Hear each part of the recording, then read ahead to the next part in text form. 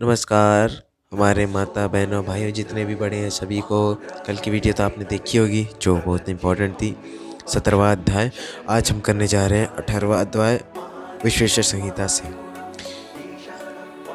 तो इस अध्याय का टॉपिक होगा बंधन और मोक्ष का विवेचन, शिव पूजा उपदेश, शिवलिंग लिंग आदि में शिव पूजन का विधान, भस्म के स्वरूप का निरूपण और महत्व, शिव के भस्म धारण का रहस्य, शिव एवं गुरु शब्द की व्युत्पत्ति तथा विघ्न शांति के उपाय और शिव धर्म का निरूपण। ऋषिगण बोले, हे सर्वज्ञों में श्रेष्ठ बंधन और मोक्ष हे सर्वज्ञों में श्रेष्ठ बंधन और मोक्ष का रूप क्या है, यह हमें बताइए। सूत जी बोले, हे महर्षियों, मैं बंधन और मोक्ष का स्वरूप तथा मोक्ष के उपाय का वर्णन करूंगा। आप लोग आदरपूर्वक सुने। जो प्रकृति आदि 8 बंधनों से बंधा हुआ है वह जीव बद्ध कहलाता है और जो उन 8 बंधनों से छूटा हुआ है उसे मुक्त कहते हैं। प्रकृति आदि को वश में कर लेना मोक्ष कहलाता है। बंधन आगंतुक है। बंधन आगंतुक है और मोक्ष स्वतः सिद्ध है। बद्ध जीव जब बंधन से मुक्त हो जाता है तब उसे मुक्त जीव कहते हैं। प्रकृति, बुद्धि, महत्त्व, त्रिगुणात्मक अहंकार और 5 तन्मात्राएं, इन्हें ज्ञानी पुरुष प्रकृत्याष्टक मानते हैं। प्रकृति आदि 8 तत्वों के समूह से देह की उत्पत्ति हुई है। देह से कर्म उत्पन्न होता है और फिर कर्म से नूतन देह की उत्पत्ति होती है। इस प्रकार बार बार जन्म और कर्म होते रहते हैं। शरीर को स्थूल, सूक्ष्म और कारण के भेद से 3 प्रकार का जानना चाहिए। स्थूल शरीर जागृत अवस्था में व्यापार करने वाला, सूक्ष्म शरीर जागृत और स्वप्न अवस्थाओं में इंद्रिय भोग प्रदान करने वाला तथा कारण शरीर सुषुप्तावस्था में आत्मानंद की अनुभूति करने वाला कहा गया है। जीव को उसके प्रारब्ध कर्मानुसार सुख दुख प्राप्त होता है। वह अपने पुण्य कर्मों के फल स्वरूप सुख और पाप कर्मों में फल स्वरूप दुख प्राप्त करता है। अतः कर्म 5 से बंधा हुआ जीव अपने त्रिविध शरीर से होने वाले शुभाशुभ कर्मों द्वारा सदा चक्र की भांति बार बार घुमाया जाता है। इस चक्रवत भ्रमण की निवृत्ति के लिए चक्रकर्ता का स्तवन एवं आराधना करना चाहिए। प्रकृति आदि जो 8 पाश बतलाए गए हैं उनका समुदाय ही महाचक्र है जो प्रकृति से परे है। वे परमात्मा शिव है। भगवान महेश्वर ही प्रकृति आदि महाचक्र के कर्ता हैं क्योंकि वे प्रकृति के परे हैं। वे प्रकृति से परे हैं। जैसे बकायन नामक वृक्ष का थाला जल को पीता और उगलता है, उसी प्रकार शिव प्रकृति आदि को अपने वश में कर उस पर शासन करते हैं। उन्होंने सबको वश में कर लिया है, इसलिए वे शिव कहे गए हैं। शिव ही सर्वज्ञ है। शिव ही परिपूर्ण तथा निष्पृत है। सर्वज्ञता, तृप्ति, अनादि बोध, स्वतंत्रता, नित्य अलुप्त शक्ति आदि से संयुक्त होना और अपने भीतर अनंत शक्तियों को धारण करना, महेश्वर के इन 6 प्रकार के मानसिक ऐश्वर्यों को केवल वेद जानता है। अतः भगवान शिव के अनुग्रह से ही प्रकृति आदि 8 तत्व वश में होते हैं। भगवान शिव का कृपा प्रसाद प्राप्त करने के लिए उन्हीं का पूजन करना चाहिए। शिव तो परिपूर्ण है, निःस्पृह है। उनकी पूजा कैसे हो सकती है? इसका उत्तर यह है कि भगवान शिव के उद्देश्य से उनकी प्रसन्नता के लिए किया हुआ सत्कर्म उनके कृपा प्रसाद को प्राप्त कराने वाला होता है। शिवलिंग में, शिव की प्रतिमा में तथा शिव भक्त जनों में शिव की भावना करके उनके प्रसन्नता के लिए पूजा करनी चाहिए। वह पूजन शरीर से, मन से, वाणी से और धन से किया जा सकता है। उस पूजा से प्रकृति से परे महेश्वर पूजक पर विशेष कृपा करते हैं, यह सत्य है।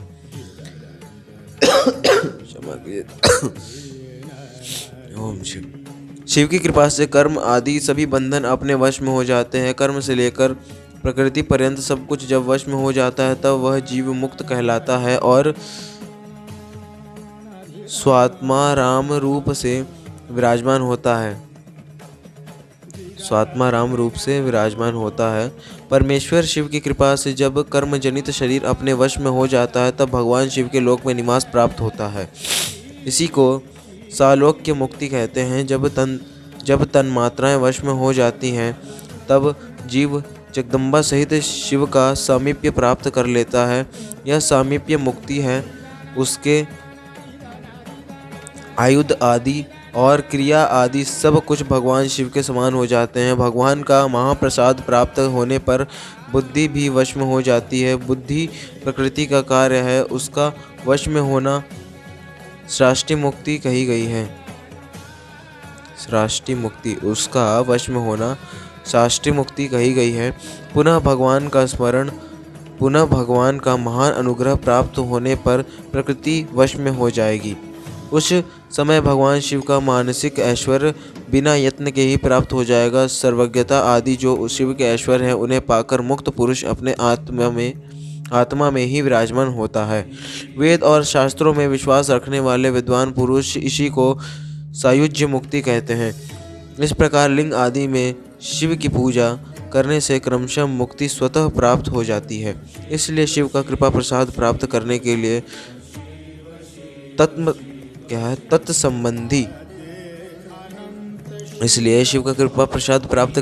तत्संबंधी क्रिया आदि के द्वारा उन्हीं का पूजन करना चाहिए। शिव क्रिया, शिव तप, शिव मंत्र जाप, शिव ज्ञान और शिव के ध्यान के लिए सदा उत्तरोत्तर अभ्यास बढ़ाना चाहिए। प्रतिदिन प्रातः काल से रात को सोते समय तक और जन्म काल से लेकर मृत्यु पर्यंत सारा समय भगवान शिव के चिंतन में ही बिताना चाहिए।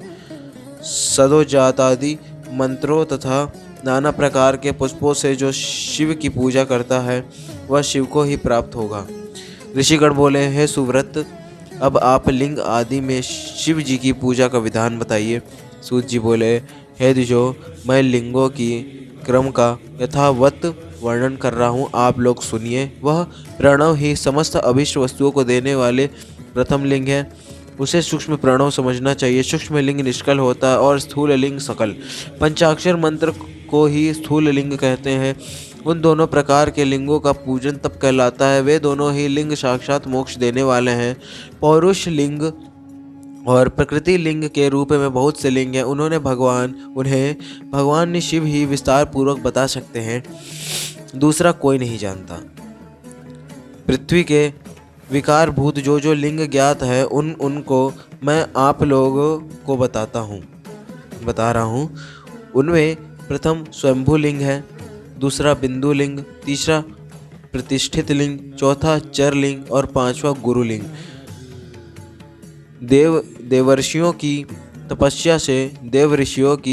तपस्या से संतुष्ट होकर उनके समीप प्रकट होने के लिए पृथ्वी के अंतर्गत बीज रूप से व्याप्त हुए भगवान शिव वृक्षों के अंकुर की भांति भूमि को देखकर नादलिंग रूप में व्याप्त हो जाते हैं। वे स्वतः व्यक्त हुए शिव ही स्वयं प्रकट होने वाले कारण स्वयंभू नाम धारण करते हैं। वे स्वतः व्यक्त हुए शिव ही स्वयं प्रकट होने के कारण स्वयंभू नाम धारण करते हैं। ज्ञानी जन उन्हें स्वयंभू लिंग के रूप में जानते हैं। उस स्वयंभू लिंग की पूजा से उपासक का ज्ञान स्वयं ही बढ़ने लगता है। सोने चांदी आदि के पत्र पर, भूमि पर अथवा वेदी पर अपने हाथ से लिखित जो शुद्ध प्रणव मंत्र रूप लिंग है उसमें तथा यंत्र लिंग का आलेखन करके उसमें भगवान शिव की प्रतिष्ठा और आवाहन करें। ऐसा बिंदुनादमय लिंग स्थावर और जंगम दोनों ही प्रकार का होता है। इसमें शिव का दर्शन भावनामय ही है, इसमें संदेह नहीं है। जिसको जहाँ भगवान शंकर के प्रकट होने का विश्वास हो उसके लिए वहीं प्रकट होकर वे अभीष्ट फल प्रदान करते हैं। अपने हाथ से लिखे हुए यंत्र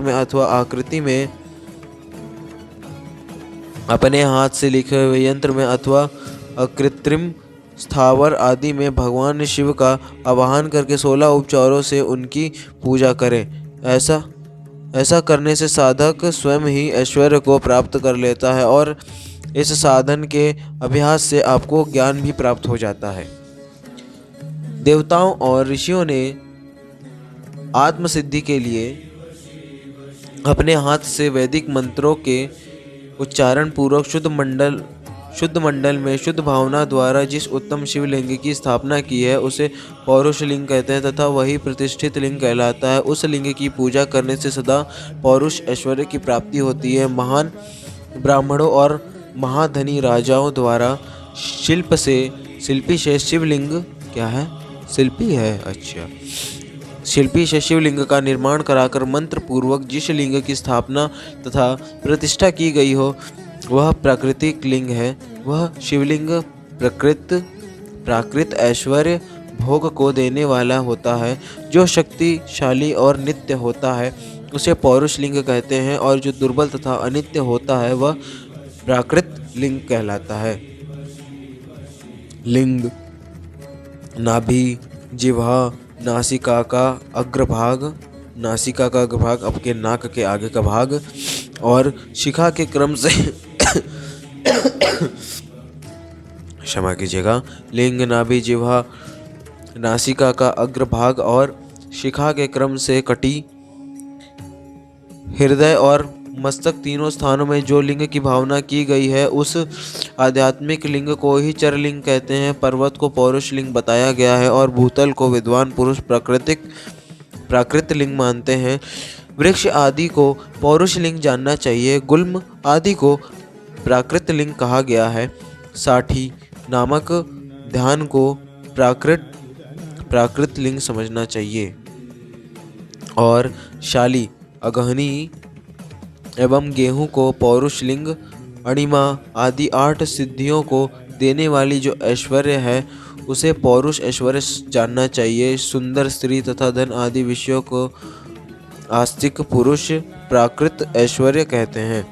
चरलिंगों में सबसे प्रथम रसलिंग का वर्णन किया जाता है। रसलिंग ब्राह्मणों को उनकी सारी अभिष्ट वस्तुओं को देने वाला है। शुभ कारक बाणलिंग क्षत्रियों को महान राज्य की प्राप्ति कराने वाला है। सुवर्णलिंग वैश्यों को महाधनपति का पद प्रदान करने वाला है तथा सुंदर शिलालिंग शूद्रों को महाशुद्धि देने वाला है। स्फटिक लिंग तथा बाणलिंग सब लोगों को उनकी समस्त कामनाएं प्रदान करते हैं। आप अपना न हो तो दूसरे का स्फटिक या बाणलिंग भी पूजा के लिए निषिद्ध नहीं है। स्त्रियों विशेषतः सधवाओं जो शादीशुदा हैं, स्त्रियों विशेषतः सधवाओं के लिए पार्थिव लिंग की पूजा का विधान है। प्रवृत्ति मार्ग में स्थित विधाताओं के लिए स्फटिक लिंग की पूजा बताई गई है, परंतु विरक्त विधवाओं के लिए रसलिंग की पूजा को ही श्रेष्ठ कहा गया है। हे सुव्रतों, बचपन में, युवावस्था में और बुढ़ापे में विशुद्ध स्फटिकमय शिवलिंग का पूजन स्त्रियों को समस्त भोग प्रदान करने वाला है। गृहशक्त स्त्रियों के लिए पीठ पूजा भूतल पर संपूर्ण अभिष्ट को देने वाली है। प्रवृत्ति मार्ग में चलने वाला पुरुष सुपात्र गुरु के सहयोग से ही समस्त पूजा कर्म संपन्न करे। इष्ट देव का अभिषेक करने के पश्चात अग्नि के चावल से बने हुए खीर आदि पकवानों द्वारा नैवेद्य अर्पण करें। पूजा के अंत में शिवलिंग को पधार कर घर के भीतर पृथक संपुट में स्थापित करें। जो निवृत्त मार्गी पुरुष है उनके लिए हाथ पर ही शिवलिंग पूजा का विधान है। उन्हें भिक्षा आदि से प्राप्त हुए अपने भोजन को ही नैवेद्य रूप में निवेदित करना चाहिए। निवृत्त पुरुषों के लिए सूक्ष्म लिंग ही श्रेष्ठ बताया जाता है। वे विभूति के द्वारा पूजन करें और विभूति को ही नैवेद्य रूप से निवेदित भी करें। पूजा करके उस लिंग को सदा अपने मस्तक पर धारण करें। विभूति 3 प्रकार की बताई गई है: लोकाग्नि जनित, वेदाग्नि जनित और शिवाग्नि जनित। लोकाग्नि जनित या लौकिक भस्म को द्रव्यों की शुद्धि के लिए लाकर रखें। मिट्टी, लकड़ी और लोहे के पात्रों की, धान्यों की, तिल आदि द्रव्यों की, वस्त्र आदि तथा पर्युषित वस्तुओं की शुद्धि भस्म से होती है। कुत्ते आदि से दूषित हुए पात्रों की भी शुद्धि भस्म से ही मानी गई है। वस्तु विशेष की शुद्धि के लिए यथा योग्य सजल अथवा निर्जल भस्म का उपयोग करना चाहिए। वेदाग्नि जनित जो भस्म है उसको उन वैदिक कर्मों के अंत में धारण करना चाहिए। मंत्र और क्रिया से जनित जो होम कर्म है उसे वह क्या है, इसको मैं दोबारा पढ़ता हूँ ना, थोड़ी गलत कर दिया। वेदाग्नि जनित जो भस्म है उसको उन वैदिक कर्मों से अंत में धारण करना चाहिए। मंत्र और क्रिया से जनित होम कर्म है वह अग्नि में भस्म का रूप धारण करता है। उस भस्म को धारण करने से वह कर्म आत्मा में आरोपित हो जाता है। अघोर मूर्तिधारी शिव को जो अघोर मूर्तिधारी शिव का जो अपना मंत्र है उसे पढ़कर बेल की लकड़ी को जलाएं। उस मंत्र से अभिमंत्रित अग्नि को शिव अग्नि कहा गया है। उसके द्वारा जले हुए काष्ठ का जो भस्म है वह शिवाग्नि जनित है। कपिला गाय के गोबर अथवा गाय मात्र के गोबर को तथा शमी, पीपल, पलाश, वट, अमलतास और बिल्व इनकी लकड़ियों को शिवाग्नि से जलाएं। वह शुद्ध भस्म शिवाग्नि जनित माना गया है। अथवा कुश की अग्नि में शिव मंत्र के उच्चारण पूर्वक काष्ठ को जलाएं। फिर उस भस्म को कपड़े से अच्छी तरह छानकर नए घड़े में भरकर रख दें। उसे समय समय पर अपनी कांति या शोभा की वृद्धि के लिए धारण करें। ऐसा करने वाला पुरुष सम्मानित एवं पूजित होता है। पूर्व काल में भगवान शिव ने भस्म शब्द का ऐसा ही अर्थ प्रकट किया था जैसे राजा अपने राज्य में सारभूत कर को ग्रहण करता है। कर माने टैक्स की बात हो रही है। जैसे राजा अपने राज्य में सारभूत कर को ग्रहण करता है, जैसे मनुष्य शस्य आदि को जलाकर पकाकर उसका सार ग्रहण करते हैं, तथा जैसे जठरानल नाना प्रकार के भक्ष्य भोज्य आदि पदार्थों को भारी मात्रा में ग्रहण करके उसे जलाकर सारतर वस्तु ग्रहण करता और शिव शिव शिव शिव शिव दोबारा शुरू करते हैं।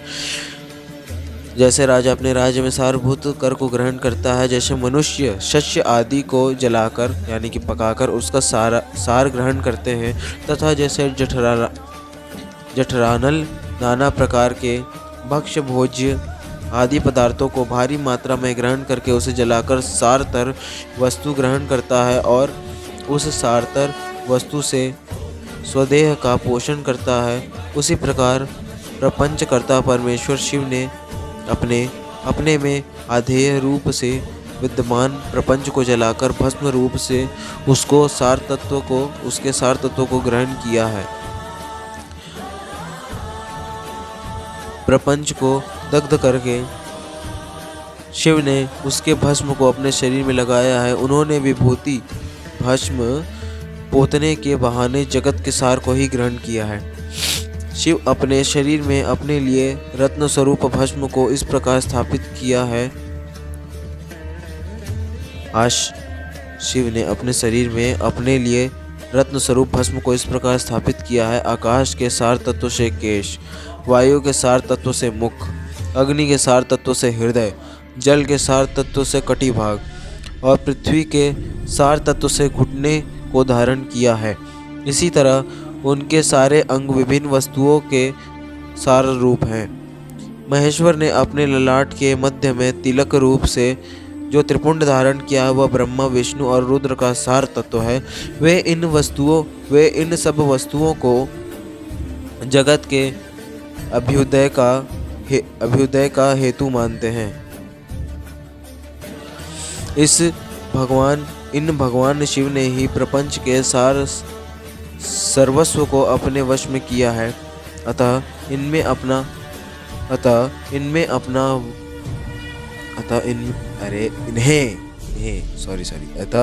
इन्हें अपने वश में करने वाला दूसरा कोई नहीं है, इसलिए वे शिव कहे जाते हैं। जैसे समस्त मृगों का हिंसक मृग पशु सिंह कहलाता है और उसकी हिंसक ओम शिव शिव शिव शिव शिव शिव। अतः इन्हें अपना अपने वश में करने वाला दूसरा कोई नहीं, इसलिए वे शिव कहे जाते हैं। जैसे समस्त मृगों का हिंसक मृग पशु सिंह कहलाता है और उसकी हिंसा करने वाला दूसरा कोई मृग नहीं, अतएव उसे सिंह कहा गया है। सकार का अर्थ है नित्य सुख एवं आनंद।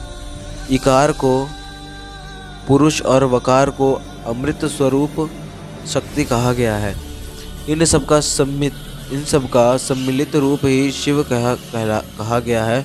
इन सब का सम्मिलित रूप ही शिव कहलाता है। अतः इस रूप में भगवान शिव को अपनी आत्मा मानकर उनकी पूजा करनी चाहिए। साधक पहले अपने अंगों में भस्म लगाए, फिर ललाट में उत्तम त्रिपुंड धारण करे। पूजा काल में सजल भस्म का उपयोग होता है और द्रव्य शुद्धि के लिए निर्जल भस्म का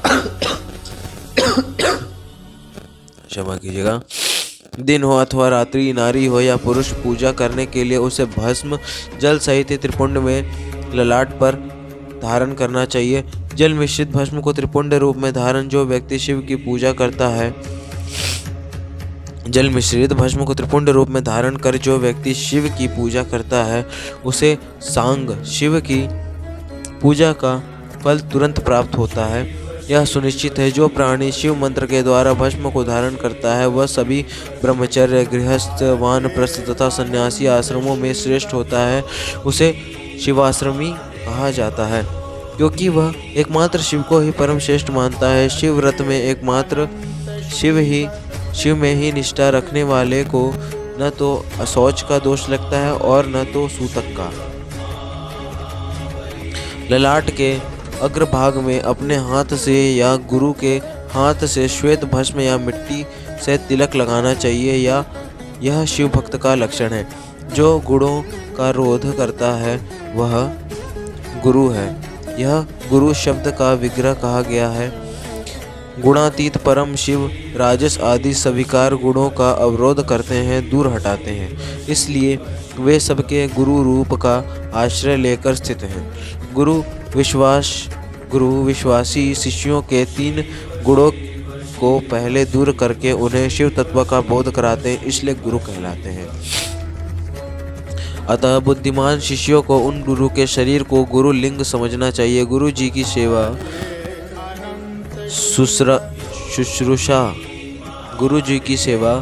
शुश्रूषा ही गुरु लिंग की पूजा होती है। शरीर, मन और वाणी से की गई गुरु सेवा से शास्त्र ज्ञान प्राप्त होता है। अपनी शक्ति से शक्य अथवा अशक्य जिस बात का भी आदेश गुरु ने दिया हो उसका पालन प्राण और धन लगाकर पवित्र आत्मा शिष्य करता है। इसलिए इस प्रकार अनुशासित रहने वाले को शिष्य कहा जाता है।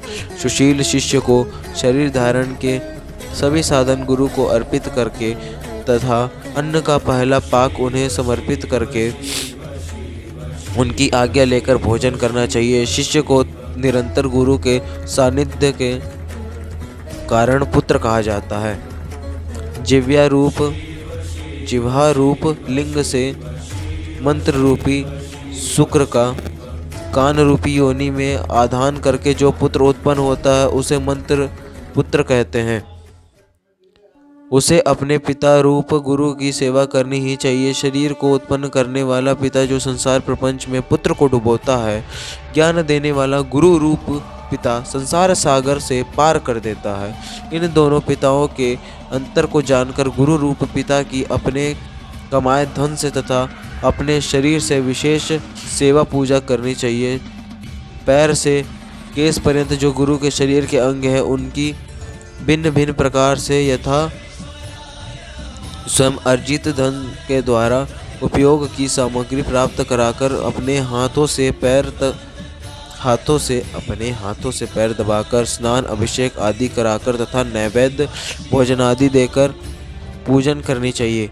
गुरु की पूजा ही परमात्मा शिव की पूजा है। गुरु के उपयोग से बचा हुआ सारा पदार्थ आत्मशुद्धि कराने वाला होता है। यदि जो गुरु का शेष जल तथा अन्न आदि से बना हुआ शिवोच्छिष्ट शिव भक्तों और शिष्यों के लिए ग्राह्य तथा भोज्य है।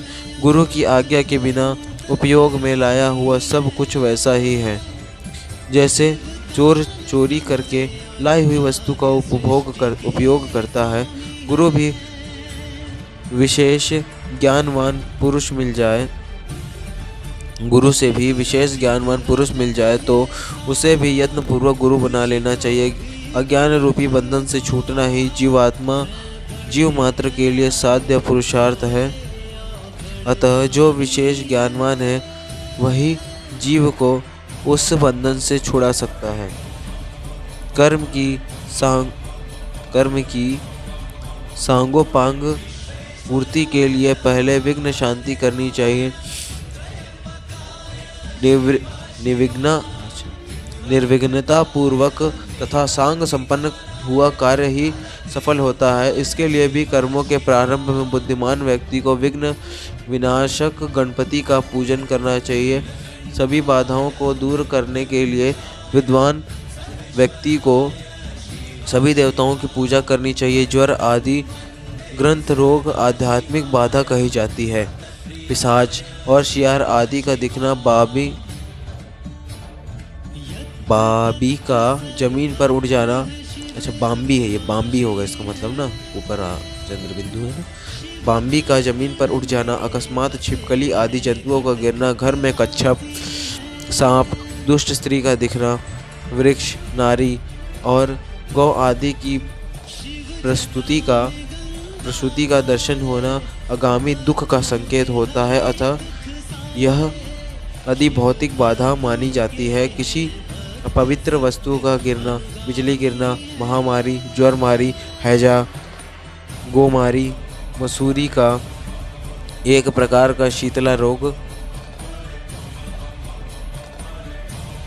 जन्म नक्षत्र पर ग्रहण, संक्रांति, अपनी राशि में अनेक ग्रहों का योग होना तथा दुःस्वप्न दर्शन आदि दैविक बाधा कही जाती है।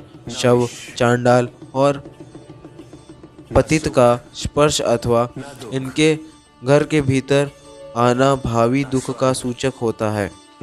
बुद्धिमान व्यक्ति को चाहिए कि उस दोष की शांति के लिए शांति यज्ञ करें।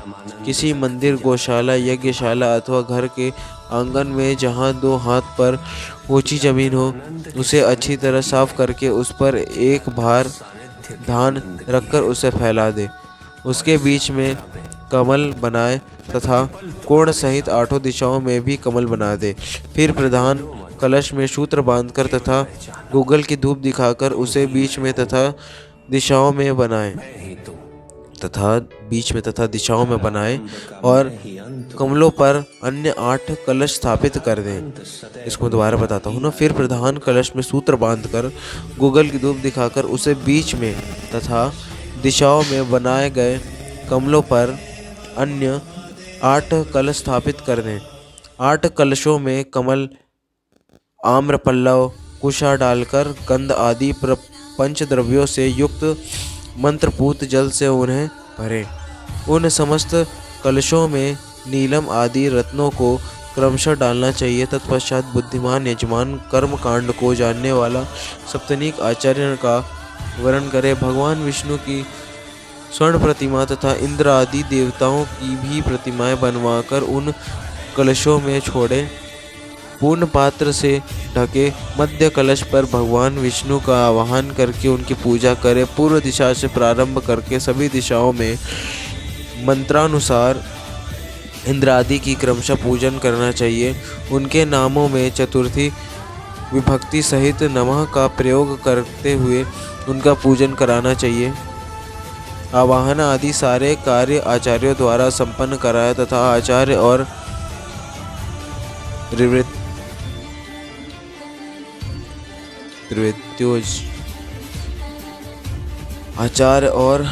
निवृत्तों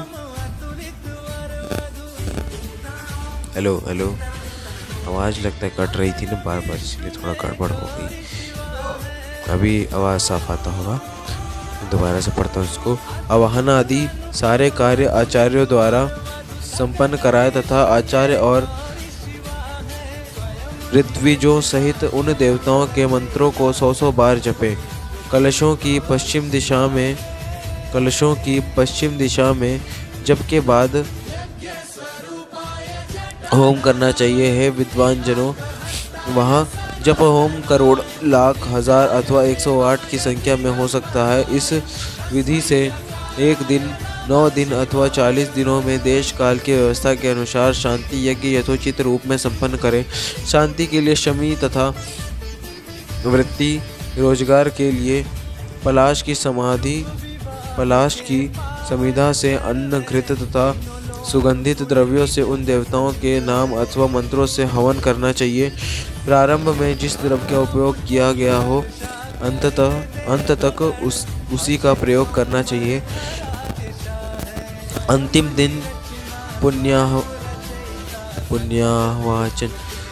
दिन पुण्यवाचन कराकर कलशों के जल से प्रोक्षण करना चाहिए। तत्पश्चात आहुति की संख्या के बराबर ब्राह्मणों को भोजन कराए हैं। विद्वानों, आचार्य और ऋत्विजों को भविष्य का भोजन कराना चाहिए। सूर्य आदि नवग्रहों का होम के अंत में पूजन करना चाहिए। ऋत्विजों को क्रम अनुसार नवरत्नों की दक्षिणा देनी चाहिए। तत्पश्चात 10 दान करें और उसके बाद भूयसी दान करना चाहिए। बालक, यज्ञोपवीति, गृहस्थाश्रमी और वनप्रस्थियों को धन का दान करना चाहिए। तत्पश्चात कन्या, साधव और विधवा स्त्रियों को देने के अनंतर बची हुई तथा यज्ञ में बची हुई सारी सामग्री आचार्य को समर्पित कर देनी चाहिए। उत्पात, महामारी और दुखों के स्वामी यमराज माने जाते हैं, इसलिए यमराज की प्रसन्नता के लिए काल प्रतिमा का दान करना चाहिए। 100 निष्क या 10 निष्क के परिमाण की पाश और अंकुश धारण की हुई पुरुष के आकार की स्वर्ण प्रतिमा बनवाएं। उस स्वर्ण प्रतिमा का दक्षिणा सहित दान करना चाहिए। उसके बाद पूर्ण आयु प्राप्त करने हेतु तिलक का दान करना चाहिए। रोग निवारण के लिए घृत में अपनी परछाई देकर दान करना चाहिए। 1000 ब्राह्मणों को भोजन कराना चाहिए। धनाभाव में 100 अथवा यथाशक्ति ब्राह्मणों को भोजन कराना चाहिए। भूत आदि की शांति के लिए भैरव की महापूजा करें। अंत में भगवान शिव का महाअभिषेक और नैवेद्य समर्पित करके ब्राह्मणों को भूरी भोजन कराना चाहिए। इस प्रकार यज्ञ संपन्न करने से दोषों की शांति हो जाती है। इस शांति यज्ञ का प्रतिवर्ष फाल्गुन मास में आयोजन करना चाहिए। अशुभ दर्शन होने पर तुरंत अथवा 1 महीने के भीतर यज्ञ का आयोजन करना चाहिए। महापाप हो जाए तो भैरव की पूजा करनी चाहिए। महाव्याधि हो जाए तो यज्ञ का पुनः संकल्प लेकर उसे संपन्न करना चाहिए। अकिंचन दरिद्र व्यक्ति हो तो केवल दीपदान कर दे, उतना भी न हो सके तो स्नान करके कुछ दान कर दे। 108, 1000, 10,000 तथा 1 लाख या 1 करोड़ मंत्रों से भगवान सूर्य को नमस्कार करें। इस नमस्कारात्मक यज्ञ से भी देवता प्रसन्न हो जाते हैं। भगवान शिव की इस प्रकार प्रार्थना करें। मेरी बुद्धि आपके ज्योतिर्मय पूर्ण स्वरूप में लगी है। मुझ में जो अहंता थी, हे माँ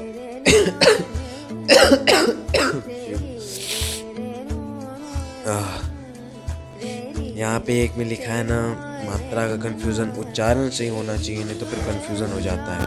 पता है ना आपको हिंदी। खैर, भगवान शिव की प्रार्थना इस प्रकार करें।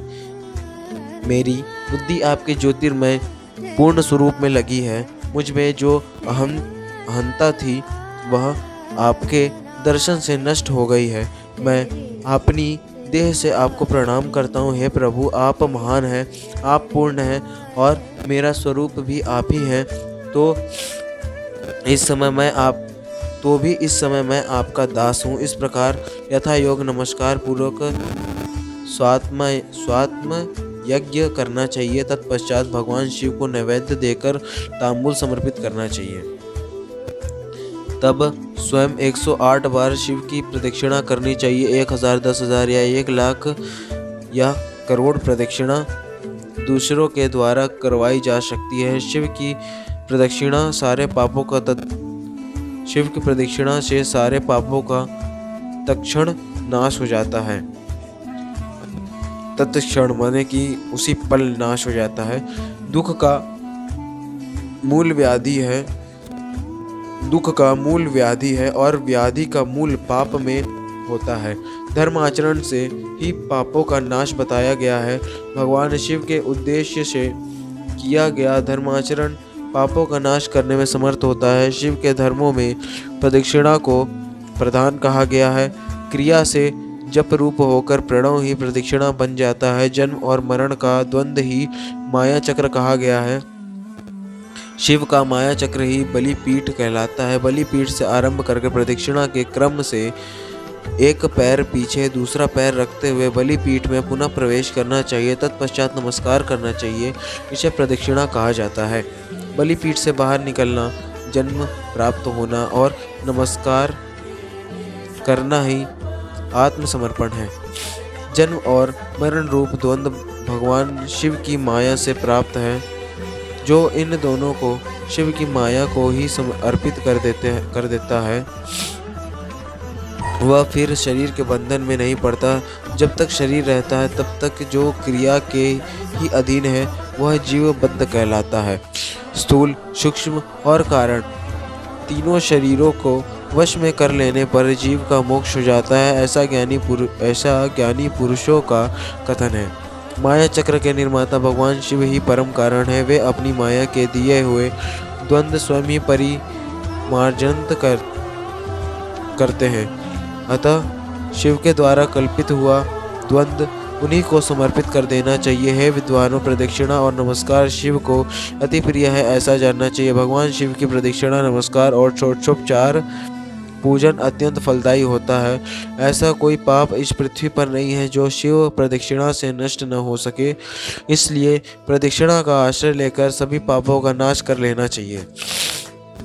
जो शिव की पूजा में तत्पर हो वह मौन रहे, सत्य आदि गुणों से संयुक्त हो तथा क्रिया, जप, तप, ज्ञान और ध्यान में से एकाएक अनुष्ठान करता रहे। ऐश्वर्य, दिव्य शरीर की प्राप्ति, ज्ञान का उदय, अज्ञान का निवारण और भगवान शिव के सामीप्य का लाभ, ये क्रमशः क्रिया आदि के फल हैं। निष्काम कर्म करने से अज्ञान का निवारण हो जाने के कारण शिव भक्त पुरुष उसके यथोक्त फलों को पाता है। शिव भक्त पुरुष देश, काल, शरीर और धन के अनुसार यथा योग्य क्रिया आदि का अनुष्ठान करे। न्यायोपार्जित उत्तम धन से निर्वाह करते हुए विद्वान पुरुष शिव के स्थान में निवास करें। जीव हिंसा आदि से रहित और अत्यंत क्लेश शून्य जीवन बिताते हुए पंचाक्षर मंत्र के जप से अभिमंत्रित अन्न और जल को सुख स्वरूप माना गया है। अथवा यह भी कहते हैं कि दरिद्र पुरुष के लिए भिक्षा से प्राप्त हुआ अन्न ज्ञान देने वाला होता है। शिव भक्त को भिक्षान प्राप्त हो तो वह शिव भक्ति को बढ़ाने वाला होता है। शिव योगी पुरुष भिक्षान को शंभु शत्र कहते हैं। जिस किसी भी उपाय से जहाँ कहीं भी भूतल पर शुद्ध अन्न का भोजन करते हुए सदा मौन भाव से रहें और साधन का रहस्य किसी पर प्रकट ना करें। भक्तों के समक्ष ही शिव के महात्म को प्रकाशित करें। शिव मंत्र के रहस्य को भगवान शिव ही जानते हैं, दूसरा कोई नहीं जान पाता। शिव भक्त को सदा शिवलिंग के आश्रित होकर वास करना चाहिए। हे ब्राह्मणों, शिवलिंग का आश्रय प्रभाव से वह भक्त भी शिव रूप ही हो जाता है। चरलिंग की पूजा करने से वह क्रमशः अवश्य ही मुक्त हो जाता है। महर्षि व्यास ने पूर्व काल में जो कहा था और मैंने जैसा सुना था, उस सब साध्य और साधन का संक्षेप में मैंने वर्णन कर दिया। आप सबका कल्याण हो। भगवान शिव में आपकी दृढ़ भक्ति बनी रहे। जो मनुष्य इस अध्याय का पाठ करता है अथवा जो इसे सुनता है, हे विज्ञजनों, वह भगवान शिव की कृपा से शिव ज्ञान को प्राप्त कर लेता है। इस प्रकार से शिव महापुराण के अंतर्गत प्रथम विशिष्ट संहिता के साध्य साधन खंड में शिवलिंग के महात्मा का वर्णन नामक 18वां अध्याय पूर्ण हुआ। जय शिव, जय मां जगदम्बे, जय भोले बाबा।